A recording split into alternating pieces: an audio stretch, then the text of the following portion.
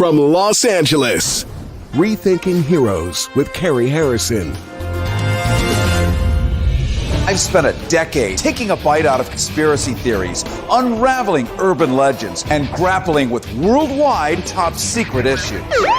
I've even racked up some of their awards. Wow, I mean, first of all, what a question. Journalism is about telling the truth, all while ferreting out the bottom line. I'm a Harrison Hellraiser.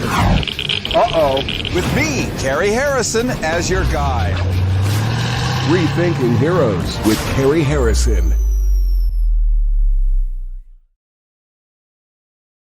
Rethinking Heroes. Carrie Harrison with you, your new best friend. Coming up, we're going to be hearing from the top neuroscientist who's going to give us some insight on what makes our brains do what they do and how you could take better command over your own mental future. That means decisions you make. That means even how you might debate with another former president. We may actually do open phones on some of that later, too. Well, here we are on public radio, streaming video at rethinkingheroes.com, rethinkingheroes.com. You can also go to the KPFK website and watch us live.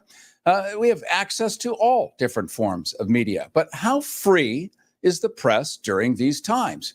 Well, today we're diving into one of the most complex and controversial cases of our time, the story of Australian journalist and founder of WikiLeaks, Julian Assange. Back in 2010, Assange released classified documents revealing war crimes and human rights abuses by the U.S. government under the Bush-Cheney administration. Those leaks, known as the Afghan War Diary and Iraq War Logs, well, they exposed the truth about the wars in Afghanistan and Iraq and made WikiLeaks a household name. And then the release of the U.S. State Department cables, known as Cablegate, is where things took a wild turn. Assange was immediately accused of sexual misconduct by two women in Sweden way before the Me Too movement. And that led to a lengthy extradition battle, while simultaneously, our government launched a secret grand jury investigation into WikiLeaks, charging Julian Assange with espionage and conspiracy. He's not a U.S. citizen, by the way. It'd be like the French charging the Germans with something after World War II. Julian Assange sought asylum in the Ecuadorian embassy in London, where he sat for 7 years. But there now has been a sudden major turn of events, which, had they not happened, might have concluded with Assange facing up to 175 years in prison. And only in America can you sell more than 100% of seats on an airplane legally, or confine someone to 175 years in prison without some kind of special longevity potion. But now, after 14 years, Julian Assange looks to be free. The case has sparked heated debates about freedom of the press, government secrecy, and the limits of journalism. With us is Kevin Gostala. He is the author of Guilty of Journalism, the political case against Julian Assange, and he's also curator of The Dissenter. He's considered one of the seminal experts in the long Assange case. And Kevin Gostala, welcome again to Rethinking Heroes. Hey, it's good to talk with you. Glad to have you here, my friend. And for journalists and media organizations globally, this outcome is bittersweet at best. The legal action sets a precedent that media professionals can face prosecution by the U.S. under a law with no public interest defense for the crime of, ready for this, the crime of journalism. Can you walk us through, please, this new reality for Julian Assange and the rest of us? Well, yes, the fact is that, as you introduced me, I wrote a book about this political case. And when I selected the title, I had no idea, I want to tell you, this is not from some incredible foresight on my part, that Julian Assange was in a U.S. court well, I actually find this to be the craziest part of how this all ended, is that he flew to Northern Mariana Islands nearby Guam in the Pacific Ocean to plead guilty to this charge. He managed to prevent the United States from bringing him to the United States for a trial. But he's in this courtroom and he actually pleads guilty to journalism. He states in his own words that he basically asked for information from a source and then published it. he believes it should be protected by the First Amendment, but he recognizes that the First Amendment is in conflict with the Espionage Act, but that the Espionage Act, it's punishable under the Espionage Act according to U.S. prosecutors. And so he pled guilty to journalism. It's astounding. Now, my perspective on this, as far as a precedent goes for press freedom, is that the dangerous precedent was already set before Julian Assange pled guilty. I'll just quickly say that the fact that the U.S. government was able to keep WikiLeaks founder Julian Assange in prison in Belmarsh for like 5 years and even bring this case to begin with is the precedent. That's his legal team's view. That's my view. And we should deal with the fact that now that Julian Assange is free, the U.S. government still feels it can continue to bring charges like this against publishers. So here we are. Nothing has really changed except he gets to go back to Australia. And the rest of us have to mind our P's and Q's because we now know that you can be guilty of journalism. Now, we know guilty of journalism in Mexico means a bullet. We know it means that in Iran. It means that actually in a whole lot of places nowadays. But we always felt and assumed because of the founding daddies that in this country that could never, ever happen. We now know that it's a thing. So what does this case tell us about the relationship between journalism and national security laws, which is really the only way we can look at it now? Well, what it tells us is, first of all, that we dodged one because the Washington Post, I want to direct your viewers, has an incredible inside story. I mean, I did my story for the Dissenter newsletter that I curate and edit based upon what I was getting from the Assange legal team and what we were seeing from their side. On the other side of the equation, this is a total collapse of a case on the part of the Justice Department.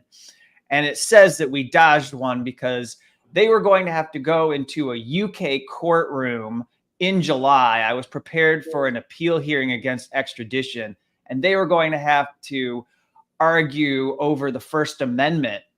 And there was a concern that because Julian Assange is not a U.S. citizen, that he would be prejudiced due to his non-U.S. citizenship because he would not have First Amendment rights in this country during his trial. He could not use that as a defense against Espionage Act prosecution like you and me. And so the High Court of Justice, as they call it in London, was prepared, or at least the U.S. Justice Department believed, they would actually block extradition on this point. And that's why they sought a plea deal. That's why it's so stunning and abrupt that Julian Assange was then set free and allowed to plead guilty.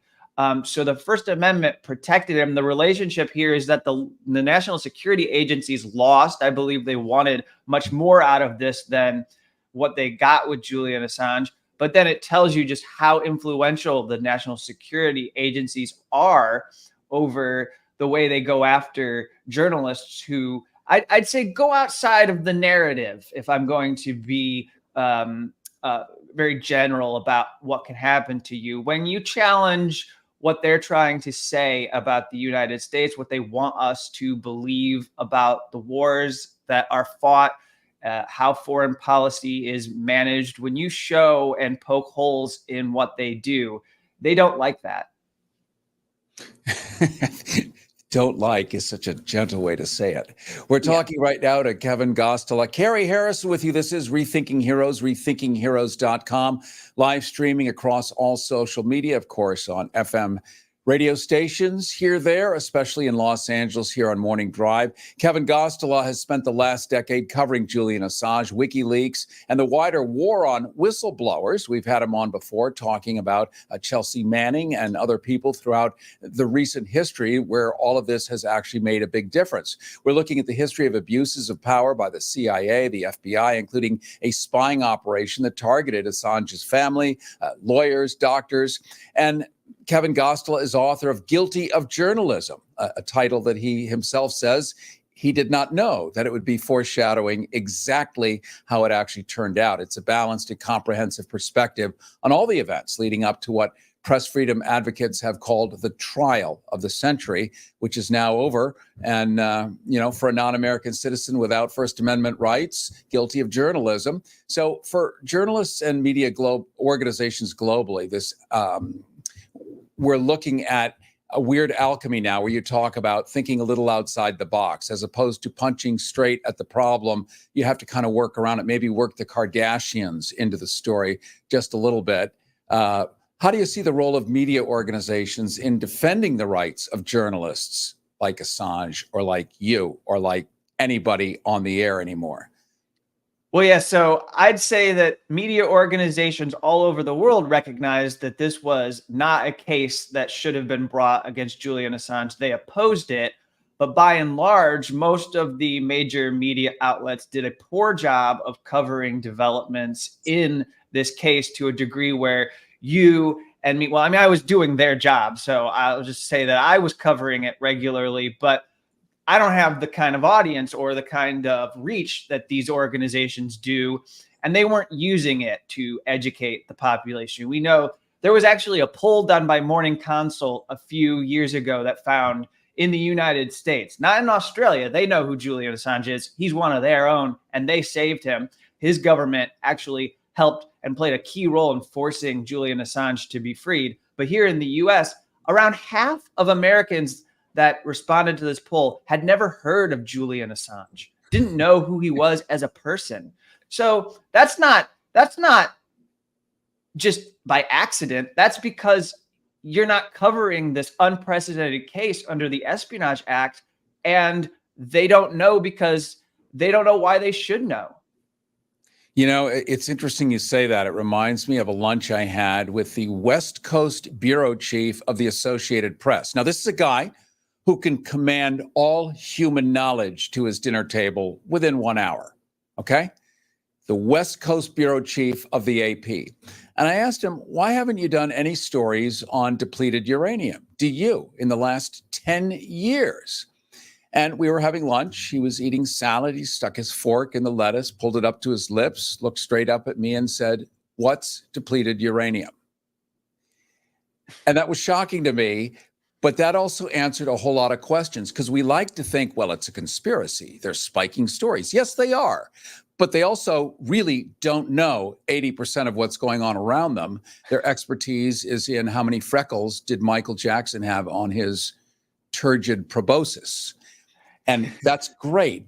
But there's more going on in the world. And unfortunately, you and I are at the ugly end of the beating stick at this point. And so people like you, Kevin Gosztola, who are out there doing the heavy lifting that people way senior to you in age should be doing, but thank God you're there.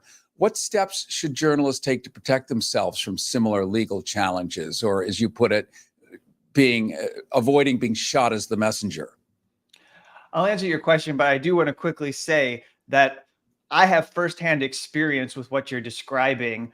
Often you find that they get bored very easily. In fact, when I was covering Chelsea Manning's court-martial, the CNN producer was known and infamous for falling asleep during the proceedings. The Army, the U.S. Army public affairs people who were managing us would have to tell him to go out to his car and sleep because it was not good to be sleeping in this court area. Anyways, the risks that we need, the steps that we need to take, I mean, it's very clear that we have to engage in what you call tradecraft to do as much as we can to protect our sources. That much is clear from what the Julian Assange case has exposed. And it's even true now that the Justice Department will see if you are taking steps to protect the privacy of your sources, that somehow amounts to a conspiracy, a criminal conspiracy. Be that as it may, there are over 75 organizations that now have a system called Secure Drop that is modeled after the WikiLeaks secure submission system that they used in 2010 and 2011. And it's available, and there are instructions on news organization websites. Anybody who is a source or thinks they are a whistleblower, before taking a risk, first off, you should talk to a lawyer, but also you should go to a news media organization's website of your choosing and see if they have this system and use it to protect yourself. Use things like Signal. Look for encryption apps that you can use for secure messaging if you're going to contact a journalist. And also see if you can use something like the Tor browser for privacy when you're online browsing, or look for something called Tails. Just educate yourself on the ways in which you can have online privacy, because it's essential that you try to at least make it difficult for the U.S. government to crush you. And to your further point, Kevin Gostelow, without saying it, this is just pretty smart practice, period. In a world of AI, in a world of government overreach, of mass surveillance in every possible way that could be used against you, even if driven by AI or an ambitious fill in the blank, you do need to do what you can to protect yourself from a giant digital footprint that you laid down many years ago. This cat is already out of the bag. This horse has run from the barn thousands of miles away from where that barn once was. But adding to it is, it's the fresh stuff that they start with and then they go back in time. So it's complicated. How do you knowing Julian Assange and you having followed this closely, what is his life going to look like going forward? Is he going to become a live human again, or is he always looking over his shoulder still? Oh, so he holds this victory of the CIA, the FBI, the National Security Division of the U.S. Justice Department did not succeed in killing him while he was in Belmarsh prison. I mean, it was my belief that it was very possible we would wake up to the news that he had died, because his health has been deteriorating drastically. His mental health is very poor. His physical health was so bad that he wasn't attending court proceedings in the last months. He broke a rib due to a cough.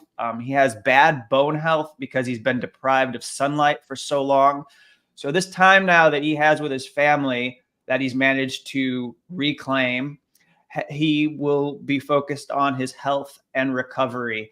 I don't know if he returns to WikiLeaks. I imagine he's interested and eager to be engaged in this work, which he would say is human rights activism or work on behalf of peace or even anti-war activism.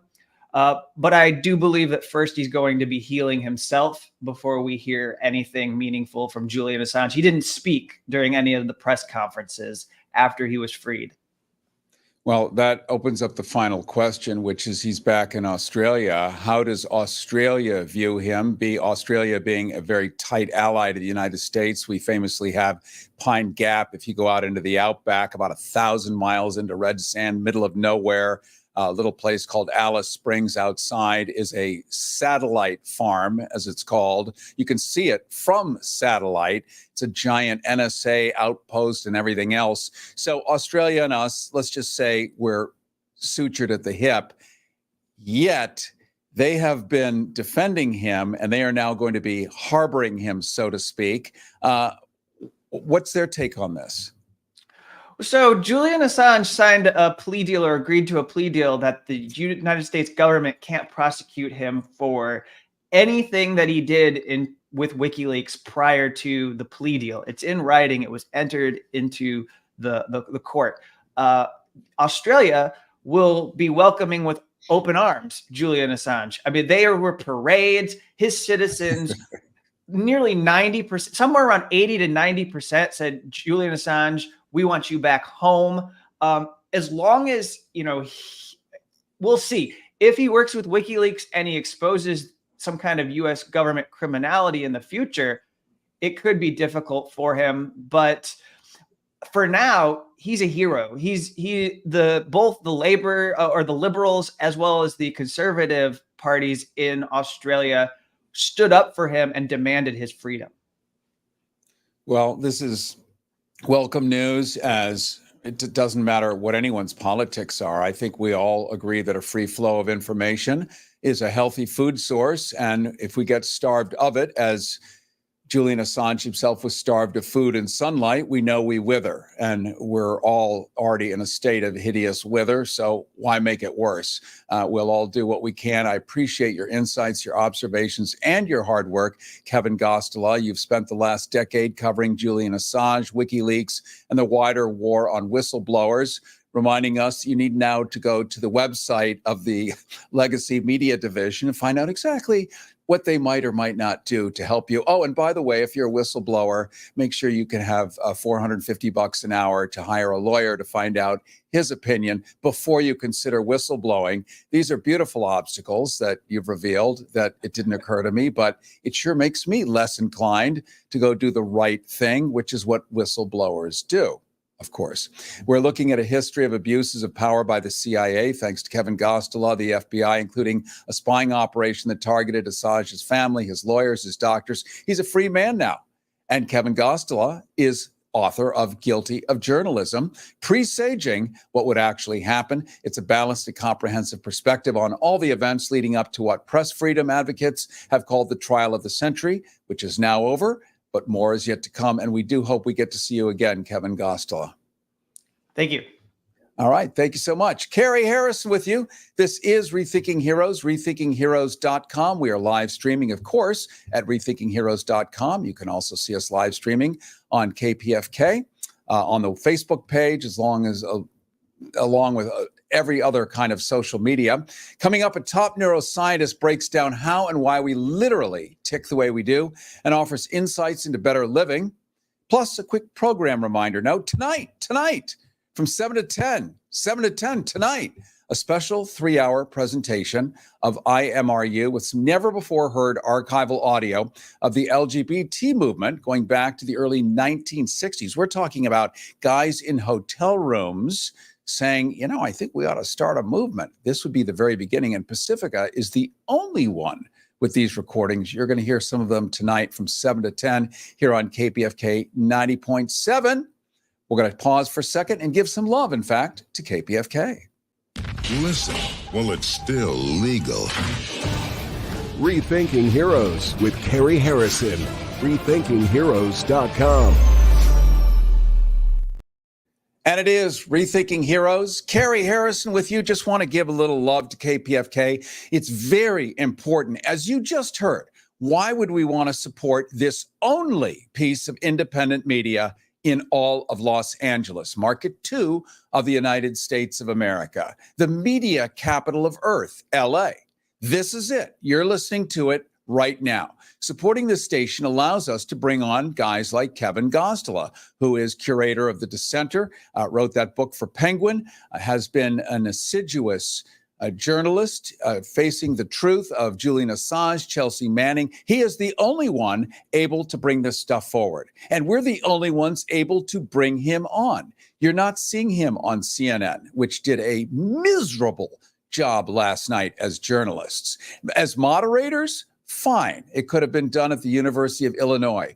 Who cares? But as journalists, to allow a former president to lie and lie again and lie several dozen times, and not once, with their unlimited budgets, teams of thousands of journalists who could be yelling in the ear of Jake Tapper or anyone else, say that was a lie, bust him on that. No, the actual true story is blah, blah, blah. They did not do their job. So I want you to feel hoodwinked. This is not the poise and demeanor of Donald Trump or the poise and demeanor of Joe Biden, who it wasn't a debate. I don't know what it was, an insult fest. DW, the German network, was very clear on what an appalling and atrocious non-debate it was. That said, CNN failed us as a media organization. They allowed unbelievable amounts of lies. And with Project 2025 teed up, which you heard here on this show, on Rethinking Heroes, you might not have known about it. Just as Kevin Gosztola said, CNN does not know about half the stuff in the world. The AP bureau chief, West Coast, knows nothing about depleted uranium. That's why you need to pick up the phone right now and make a $100 pledge to KPFK. 818-985-KPFK, 818-985-5735. I'm going to say it again, 818-985-KPFK, 818-985-5735. This is your only hope. It's like Star Wars. This is Obi-Wan. We are your only hope at this point. We now know the legacy media will not support journalists. They are now guilty of journalism. It is now a thing. You can actually commit journalism and go to prison in the U.S. Sure, Julian Assange, not a U.S. citizen, gets to go back to Australia. But you could blog something on Facebook. And guess what? You're a journalist because you've been saying you're a journalist because you can run a keyboard. Uh-oh. You better watch out.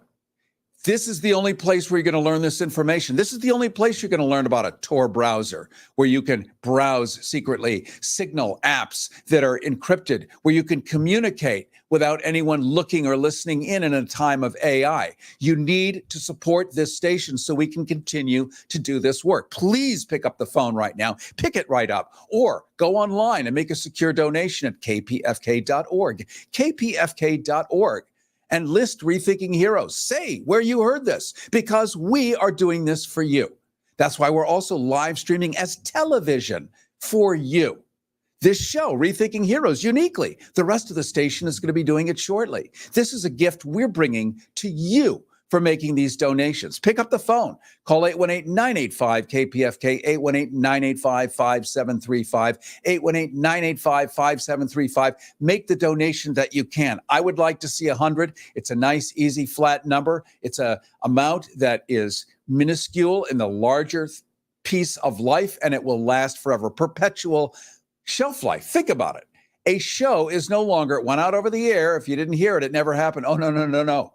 Podcasts. All of these render into podcasts. You can go to anywhere where you get your podcast, put in Rethinking Heroes, bam, up we come. Up we come as audio, up we come as video. And we render into audiobooks, which makes us, of course, banned in 5 states in the South right now. So your $100 donation, I've said it before, becomes a book, becomes education for people who otherwise wouldn't be able to have it. So pick up that phone right now at 818-985-KPFK, 818-985-5735, 818-985-KPFK. Make a donation. Make it 100. Make it 75. If you can only do 50, 50 is great. What a contribution.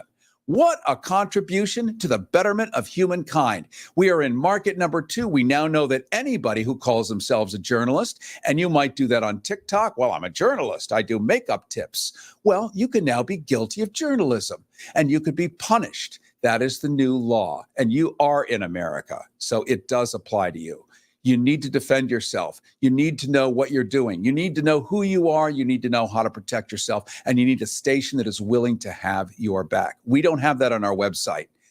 If you're a whistleblower, come on in, especially here. 818-985-KPFK, 818-985-5735. Please pick up the phone right now. Make a donation, 50, 75, 100, 125. Do what you can to support freedom of speech. We now know it is beyond imperiled. We now know it is punishable to be a journalist. We will continue to do that for you if you cannot do that yourself. And you cannot. A lot of you cannot. Some of you can. Welcome. This is awesome. But make that donation, make that support, 818-985-KPFK. Please pick up that phone, 818-985-KPFK. Make a $50, $75, $100 donation right now at 818-985-KPFK, 818-985-5735. Now, we're going to talk to Dr. Patrick Porter. He is an incredible neuroscientist so that you can understand what makes the brain tick, how this wretched debate from last night happened the way it does, and what people are thinking and why their brains work that way. It's coming up right now. Rethinking Heroes with Carrie Harrison. RethinkingHeroes.com. People do something for our mental health. It's actually huger than anything else, because if you feel calm, if you feel safe, if you feel competent, if you feel capable, if your self-esteem is actually where it ought to be, even if it's not, and you found out you could get it to where it ought to be, if your anxiety started to diminish, what would you do to be able to have that luxury? Well, it used to be a luxury because it was kind of way out of reach. Now it's in reach. In a moment, you're going to meet an award-winning scientist dedicated to exploring the mysteries of the brain, mental wellness, and cognitive functioning. He's the founder of Braintap. It's a device that NBC and People magazine have often compared to Peloton, but for your brain. And just like a muscle, your brain can be trained, it can be strengthened, leading to more energy, sharper focus, better sleep, smoother meditation, and significantly less stress, which is just the bane of every human's existence. Thanks to Dr. Patrick Porter's groundbreaking work in functional neuroscience, he's shaping the future of brain fitness. Dr. Patrick Porter, I want to welcome you to Rethinking Heroes. Hey, thanks for having me. It's great to be here. It's wonderful to hear the advances in the brain. Many of us have heard about neuroplasticity. We've heard about it. We can't pronounce the word, have no idea what it means. Neuroscience. Walk us through a little bit about what we're kind of going to be looking at here. Well, when you think of neuroplasticity, think about it, the brain's capacity to do work. So if you have neuroplasticity, that means that you can make decisions, you can sleep better. You've probably heard it said that my children are too tired to sleep. Well, most adults are too tired to sleep or even think or meditate. So we need to get more energy into the brain. And when you have energy, you can transform. If not, we have what's called neuropruning, which happens to us as we age. That means our brain disconnects. And that's what when you think about dementia and Alzheimer's and things of that nature, it's not enough energy in the brain. We've shown in our studies, if we can get the energy up to 20% from where it was when they started the study, in our study in Florida, we took everybody off the dementia scale in 6 weeks just by doing this brainwave entrainment 3 times a day. So, and we're talking about Braintap, which is your amazing device here. You actually have real evidence of improvement in what looked like just endless chaos and defeat in the future. Right. It looks like you've been able to pretty much arrest that. Yeah, well, we've seen that it doesn't matter what's going on with the brain. If it's dysregulated, it's going to cause problems like ADD, ADHD. That's a dysregulated brain, meaning that the 2 hemispheres aren't communicating. So I tell people, if I was to ask you to remember your favorite vacation, your brain would have to go to work producing 8 different links or more to the brain, reclaim those memories and reconstruct those in your brain instantaneously almost. It's like instant. But if you don't have enough energy, it'd be like me trying to send a signal across town. I can say whatever I want in this room. If I don't have the power to send that signal, they don't hear it on the other end. So the brain then would say, there's not enough energy, so I'm going to disconnect that neuro connection. The memory's still there. And one of the experiments I love to share is there was actually an experiment they did with mice. And they took the mice through the maze and they wanted to find out, where do mice store memories? Because everybody thinks it's the brain. The reality is it isn't the brain, because they took the mice were running through the maze. They systematically took the brains out of the mice. Pretty soon they got right down to the brain stem on all the mice. They could still run the maze. What they figured out was memories are not stored in the tissue. They're stored in the field. And in 1994, our National Institute of Health said that we have a biosphere. We have an energy field that surrounds us. And we now know that the heart, which is a magnetic in nature, it pulses information out to the body 86,000 times a day as an instruction set. So if you think about that field is what we're talking about. So our brain, when we're talking about healing the brain or working with the brain, we're talking about healing the mechanism, like taking a radio and putting a new crystal in so we get to the radio station. If we don't have the right crystals, we don't have the right hardware, we can't pick up the right signal, but the information's still there. When somebody says they have a bad memory, no, they have a bad recall system, not a bad memory. Our brain records everything. Our consciousness, I should say, records everything. We've in the past talked about, and we're going to get into Braintap in just a second, but we've in the past talked about the Monroe Institute in Faber, West Virginia, where historically everyone from the CIA to whoever has gone there for remote viewing. And this is real. My own twin sister, or twister, goes there on holiday. Her idea of a good time is out of body for 10 days and going into level 36 and whatever. But I have seen with my own eyes spoons that she has bent with her brain, things like that I thought could be a parlor trick, at least as we're all sort of given to believe publicly. But we know this stuff is real, very real. And you've now created an actual device and an app, a new way to use technology to upgrade the brain. Maybe you could help us understand what this device is and what it actually does. Yeah. Well, when you think about everything in nature, we're here because our parents and our relatives in our history have been able to interpret light, sound, and vibration. And so what we're going to do, and these are all the cues, everything in reality is formed on these cues, visual, auditory, and kinesthetic responses.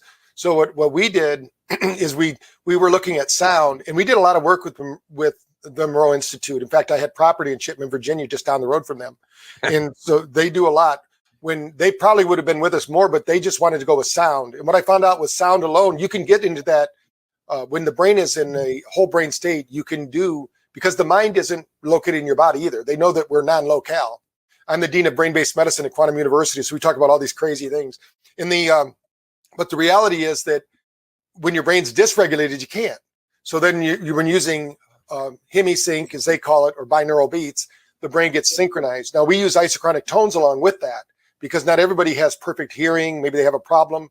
And we use frequencies to actually activate different regions of the brain. So sound becomes a very good texture. But if you just use sound alone, what we know is that 30% of your brain will go dormant. And that's why people can't meditate. The default mode network goes crazy. And if you've ever done an EEG scan, they'll tell you to do open eye or closed eye, because most people, when they close their eyes, they have a high sympathetic or a fight or flight response when they close their eyes, especially in the presence of others, because they feel vulnerable.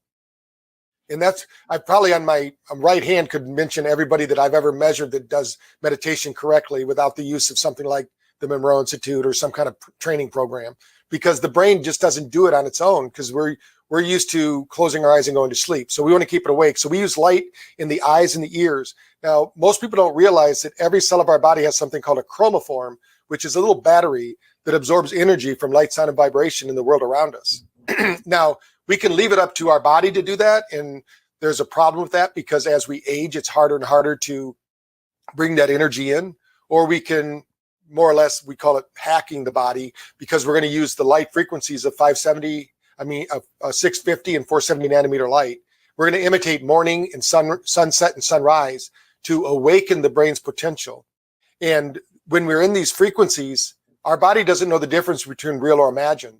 So to give an example, at Ames Bhopal, when I was there, one of the professors said that I was cheating, that I was teaching people to meditate and cheating because these gurus take 30 years to do this. And I could take somebody on stage and have them in the same brainwave state as the guru in less than 10 minutes.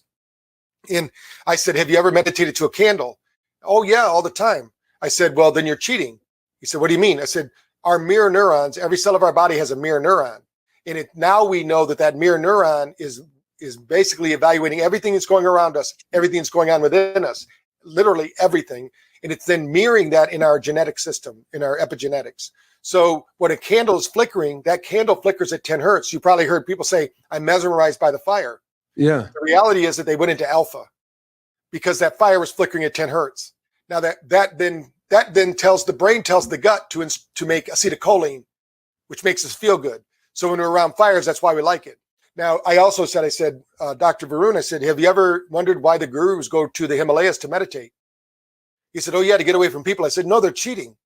He said, what do you mean? I said, when you're sitting in the mountains, you're sitting in a isochronic tone generator. Think of the Earth. If you and I were on a spaceship flying toward Earth, the Earth would resonate between 0.5 and 100. And our body would know that. As an example, during the floods in Thailand, when they showed the pictures, there was no animals or birds or anything there, because they're in tune with nature.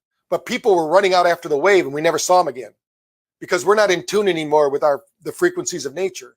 But when these gurus are sitting in the mountains, they're sitting in a theta wave, because the mountains resonate at 7.8 hertz frequency. Now, what these two do, acetylcholine is alpha, but theta is GABA. GABA is a precursor to DMT. So if you ever heard anybody say, I had a mountaintop experience, we metaphorically know when we have these kind of spiritual breakthroughs. And so our brain creates them. And since we have the world's greatest pharmacy between our ears, most people don't know how to activate it. So it's brainwave frequencies that activate it. So what Braintap does is takes you through a cycle of sleep where we build up our neurotransmitter bank account. You've probably heard that there's a mental health problem in the world today. I don't think it's a mental health problem as much as it is a physiological health problem, because people are sitting too much. They're not moving. Our brain needs to move and breathe. We're designed, actually, if the sun's out, we should be outside walking and, gathering or hunting. And then at night, what did we do? We didn't watch TV until 3 a.m. and change to every channel possible. What we did was we watched a fire. and we talked. And then when the fire went out, nobody said, let's binge watch another log. Go out to the woods and, everybody went to another sleep. log. Yeah, yeah. So, what people do now. So I think what Braintap does is it basically synthesizes what we knew naturally, but people won't do. And there's 3 different times of the day. So it's not like one brainwave entrainment fixes everything. We have over 2,000 on the app. But in the morning, we need what's called SMR. We call it digital coffee, because in the morning, especially if you use a alarm clock, it's probably the worst thing you can do for your nervous system. If you're using a alarm. Now, if you use a piece of music or something beautiful to wake you up, that's fine. But when you trigger your stress system of the body, most people don't realize that you've triggered the liver. And the liver produces 25 grams of sugar with every stress response. So when you have a stressor, your bloodstream can only have 1 tablespoon of sugar circulating at any one time. So that means there's 4 circulating grams of sugar that need to go somewhere. Where do you think they go? Adipose tissue. So people don't want that. But that's like having a candy bar, but you don't get to enjoy it. So when people try to lose weight, or they go, I don't even eat sugar. I can't believe I'm gaining weight. Well, it's not always what you're eating. It's what's eating you. So first thing, stress can make you fat. Yes. Mm-hmm. I have an article I have out there. It's one of the most read articles I wrote is why is stress more fattening than chocolate? Because when people do the double way, I mean, they eat the chocolate, then they stress over eating the chocolate, so they get both. So, we all know people that don't stress about that, and they're thin, and they don't let things bother them. And this is a key factor that we work on with Braintap, is that most people, unfortunately, because of our genetics and, of how we're brought up, we look at life as a threat instead of as a challenge. They did a study during COVID. Every person listening to this actually is emitting 8-10 nanometer light from their mitochondria. We are light beings, and it's being broadcast through our dura and our fascia, and it's telling our body what to do. So every 40 seconds, we're changing every DNA pair. So they can measure this light photic exchange. That's why you can see me and I can see you, is you're emitting photons. What they showed was in COVID, they took the people that were looking at life as a challenge versus people looking at life as a threat. Those that looked at life as a threat were actually transmitting 200 times less light.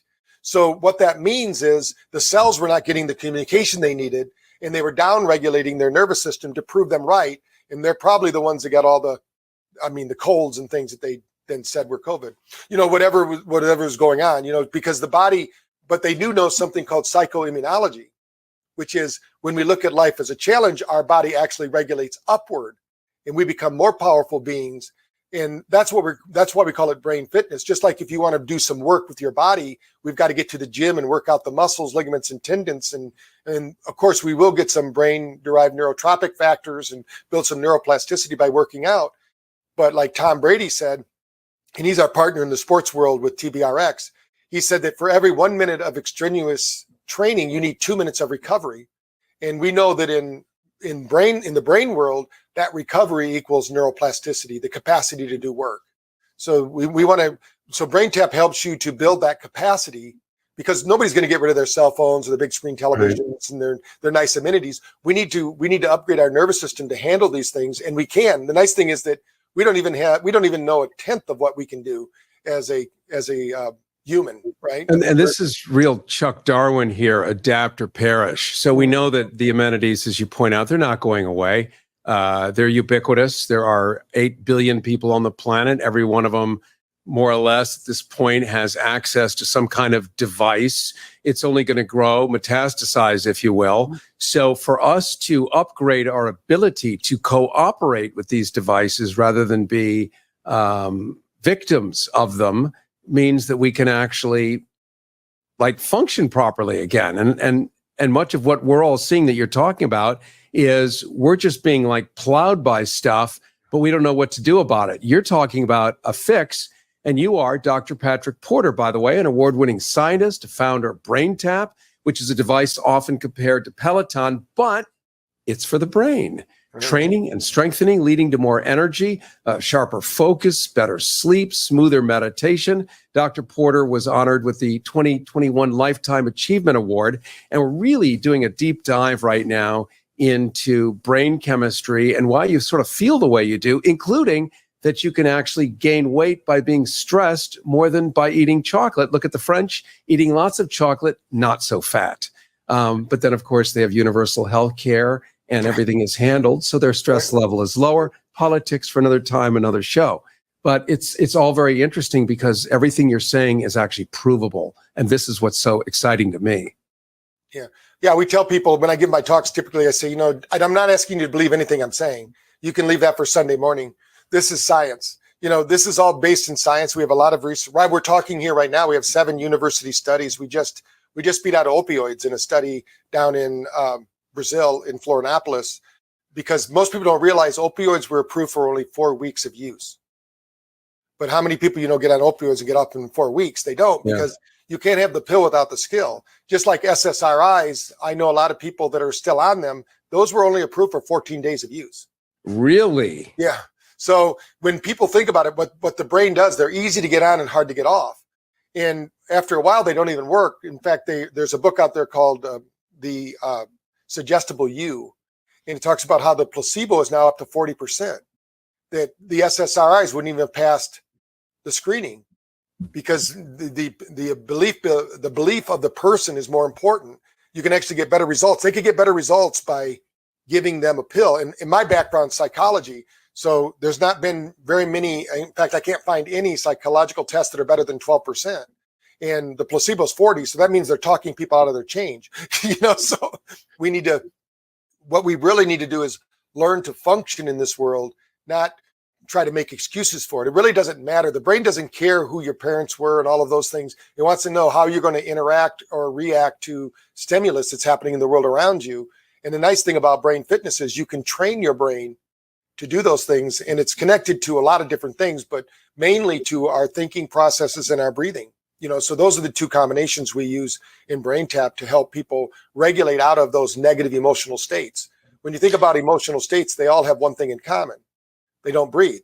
If you have children, when they get angry, they come up and they're not, and you say, just breathe, they get angrier because they know as soon as they breathe, they're not going to be angry anymore. So we have to let go of that. And sometimes you just can't explain what's going on. So the brain gets in these cybernetic loops and wants to know or wants to get even. And that's where forgiveness and just being grateful comes in. And the brain functions better in an expanded state rather than a threatened state. We are in complete control. We are Rethinking Heroes with Carrie Harrison. RethinkingHeroes.com. And it is Rethinking Heroes, RethinkingHeroes.com, where we are live streaming right now on YouTube, on KPFK's Facebook page, on all social media, and of course, broadcasting live all across Los Angeles and well beyond on the strongest FM west of the Mississippi. Think about that. That's the station you're listening to right now. And we are remarkably and uniquely the only one doing the work that we do. Earlier, we heard from Kevin Gostelow. We heard about Julian Assange. We heard about your freedom, your press freedom, just your freedom to even blog on Facebook and what that might mean for you going down the road. Now we're hearing about how you could be on your A game because your brain is your computer center and you cannot rely on your electronics to run your life per se. You need to know why you do what you do and how to be better at it if you are going to be able to circumnavigate the impossible shoals, seemingly impossible shoals ahead for so many of us. That's why this stuff is important. I want you to pick up the phone right now and I want you to support KPFK so that we can continue to bring you a wide variety of content that is so different from everything else. We heard earlier how the executive producer of CNN would fall asleep during critically important meetings about national security because they don't care. Fact, they don't care. And they get paid lots of money to do TV shows. That's it. There's no difference between a reality show and the news generally.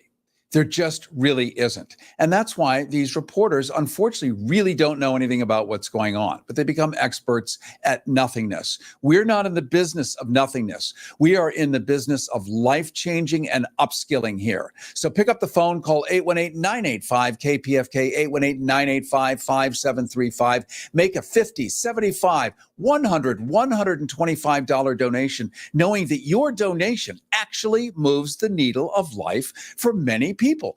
Millions of people whom you may never, well, you're never going to meet them all unless you're a rock star.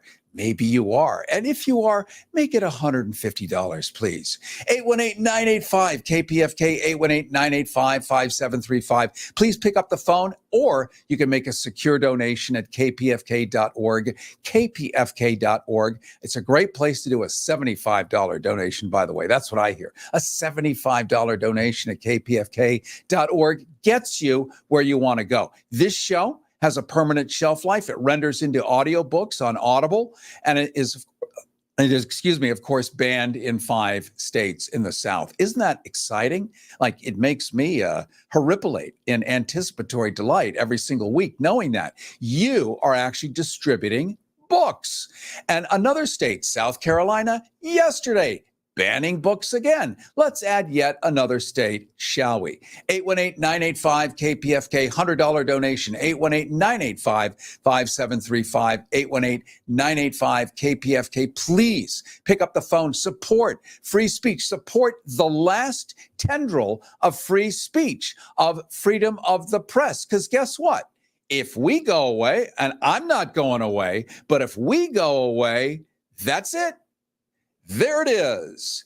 You get Caitlyn Jenner 24 hours a day, or you get a lackluster CNN allowing somebody to lie like 680 times and not once bust him. And that's their A game. You now know the future with them. And I'm not CNN bashing, but they are the most trusted name in news. If that's the most trusted name in news, we have a lot of work to do together. So pick up that phone. Let's do that work together. Make that $100 donation, 818-985-KPFK, 818-985-5735. Pick up that phone right now. Please make a donation, 818-985-KPFK. And now, let's go back and learn more about our brain so we can go kick some fanny. Listen while it's still legal. Rethinking Heroes with Carrie Harrison. RethinkingHeroes.com. Dr. Patrick Porter, you've got this cool app. You've got a device, Braintap, that creates a positive impact, really on a global scale, one brain at a time, as you say. I can see enormous positive impact for a world of veterans who suffer from PTSD and other things. The VA is clueless what to do next. I think you've got what to do next right here. Yeah, we have a really good relationship with a group called Bone Frog and the Thin Line to help the vets, and they actually we became partners with them as the integration tool for psychedelics, because we're finding that psychedelics do a lot of. Again, you can't have the pill without the skill, so you get the psychedelics like psilocybin. It really gets the brain active, gets a lot of energy into the brain. But if you don't do something to integrate that, it really just becomes a great experience. But we want to show them that they can dysregulate, because with one of the theories I have about PTSD that's been proven to be correct is that people don't know how to get rid of that negative emotional state. You need to get rid of that. Those emotions drive behavior. And if they're so used to having chaos and anxiety, and then when they don't have it, they have to create it in their world. They don't understand that they're doing that. It's almost they become addicted to it, but it's unconscious. It's not a conscious thing. They're not consciously saying, I want to have this. It's just because they didn't do anything about those memories and those experiences, the brain actually patterned. The brain loves patterns. So even though those patterns will hurt us, like overeating or drinking or any of the other patterns that people have that are destructive, people don't really realize that they created them and now they're creating them. So the subconscious feeds that back, because our world is basically, you and I, 95% of our activities are controlled by our other than conscious mind, not our conscious mind. But everybody tries to change the conscious mind, which has little control over anything. So, we deal with a fair amount of vets.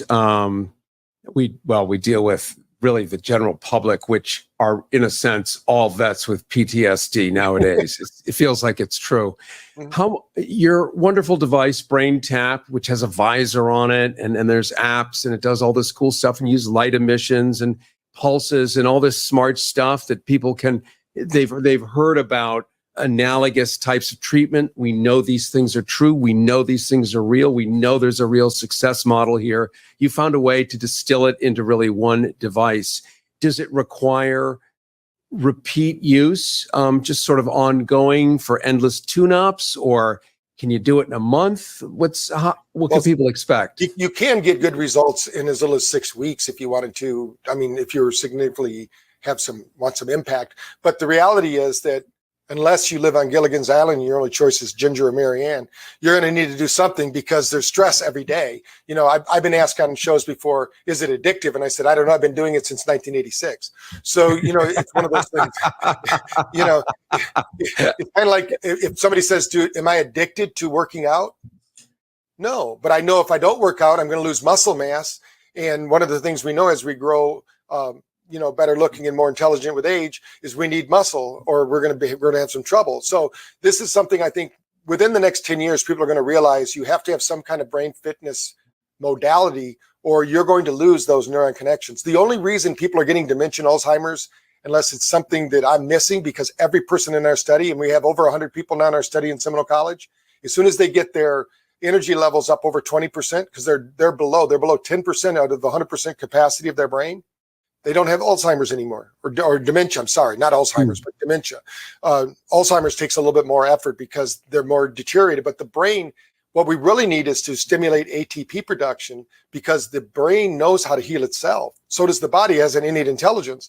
But if it doesn't have the currency, it'd be like me wanting to go to the store and buy some groceries. If I don't have the currency to buy those groceries, I can't. If the brain doesn't have the currency, it can't heal. So we live in an energy economy now, and almost everything we're exposed to, unfortunately, compromises our energy. So we have to do something to increase our energies. Let me say you are one of the best guests I have enjoyed in months.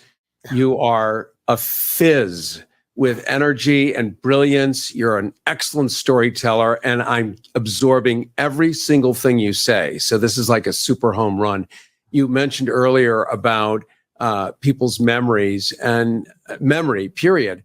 And it sounds like people can sabotage their memory without even realizing it. Right. Well, if you say to yourself, I don't have a good memory, your subconscious will always make you right. It will downregulate your epigenetic system and make it so you don't have those memories. And then you'll create neural pruning. You know, and if you try to do too much work when you don't have the energy and you haven't recovered, that also is, it's kind of like practicing golf. If you overtrain because you're swinging poorly, that overtrained poor swing will meet you on the golf course. So you have to make sure your energy's high when you're doing these things. We call it, in schools, we use Braintap, we call it brain prep, because again, kids don't have energy either, you know, so yes. We need to prep the brain for this learning. And then after you've learned something, you need to have some way to, you know, synthesize it so you have recall of it. And that's sleep. So most people aren't getting enough sleep, and that's because they don't have enough energy to sleep. So we have to do something about that. So help us understand a little bit about sleep. We all know we need it. We all know we get tired. We all know that it helps after every day of doing it in our bad way that we do it. But what is actually sleep that's doing anything for us other than I'm tired and I'm going to bed? Well, there's a few things sleep is doing, and I'll just mention a few of them. There's probably a million others, but when you go through the different waves of sleep, like they call them sleep cycles, usually they take 90 minutes, and the more of those sleep cycles you have, the better. But most people think you need time in bed. When we did our Australian study, we found that the Australian coal miners were in bed for 10 hours. They only got 1 to 2 minutes of deep sleep. They had terrible sleep. So what longevity studies show is 6.5 hours is all you need, but you need 1 hour of deep sleep and 2 hours of REM sleep, and you'll crush any sleep score out there. And why that's important is that when you're in deep level 4 sleep, that's the only time your brain detoxes. In 2015, imagine this, in 2015, they found out a part of the human body that they didn't even know existed. It's called the glial lymphatic system. And if you go back in time to 2014 and earlier, you will not find a physiology book that shows the lymphatic system in the brain area. Well, that's impossible because in physiology, anywhere there's a blood vessel, there's a lymph vessel. But they didn't know it existed until you go to level 4 sleep. So that's the key reason. And in fact, they wrote a whole journal about it in American Scientific, page 45 in the May issue. And they talked about how they call it the garbage man of the system. So if you're not doing that, then you're not detoxing the brain. So sleep is meant for a few things. It's cleanup time. Now, how do you know you're in level 4 sleep for the people that don't have EG? So if you ever woke up in the middle of the night and you had sleep paralysis, you couldn't move. You were in sleep because your body actually goes offline when you're in deep level 4 sleep. Now, it only happens in micro bursts. So if you've ever woke up and you couldn't move, you're like, oh, freaking out. That's because, right. You're locked out of all your neurology because the brain is on hold while it basically pumps out all the toxins and then it closes back up. So that's why you have to have these deep sleep cycles. And also that's when you compartmentalize, organize to utilize any memories for the day, any lessons learned, any fears, anything you might have to look out for. If you're not sleeping well, you're not processing that memory. So now you can't have recall of that memory appropriately. And if you don't get to sleep by 10 o'clock, and this is based on the sun, our sun is like the mitochondria of our solar system. It's broadcasting information and energy to us. So if we're not in bed by 10 o'clock, we're not making as much melatonin. If we're not in bed by 11, we're not cleaning our liver. If we're not in bed by 2 o'clock, we don't get the upregulation. Every day at 2 o'clock, your body upregulates at 2 o'clock. It's to burn out toxins in the body. It upregulates. Now, if you're not regulated in your blood, you might sweat. You might think you're having night sweats. But the reality is your body does this every night to keep you clean. And so the body's cleaning the system, healing, and doing all those things during sleep. And if we don't get to sleep, the optimum time would be to sleep by 10 and get up by 4. But most people don't do that. Dr. Porter was honored with the 2021 Lifetime Achievement Award. And I want to thank you so much for joining us today on Rethinking Heroes. Preventing truth decay. Rethinking Heroes with Carrie Harrison. RethinkingHeroes.com.